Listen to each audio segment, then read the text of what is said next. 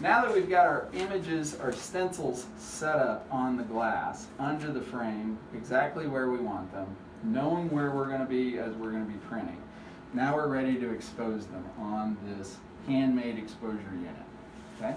So the stencil again always goes down on top of the glass first, and then the screen is on top of that.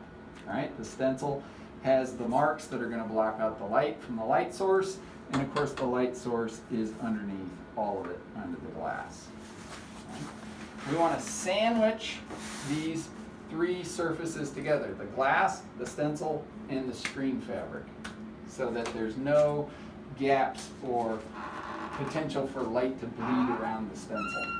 So we put down this piece of foam that has black fabric on it, and now we want to sandwich those together by clamping down the box. And then we're ready to turn on our exposure unit. Okay? For this one, the exposure unit is set up to this light timer, and we have a range of exposures from about 2 minutes all the way up. Okay? Typically, the less time, the more you're going to get in terms of printable marks. However, there's a threshold where we have to expose it at least a minimum amount of time. And for this exposure unit, it's about 2 minutes. Okay?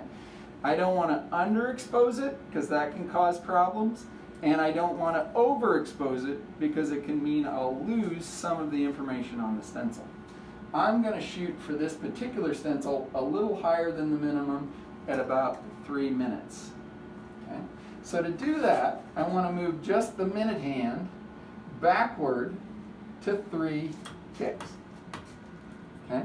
And now you can see the second hand is moving, and as soon as those 3 minutes are up, then the light will shut off. If before you put your screen on the glass, you can check and make sure that the light is coming on. Okay?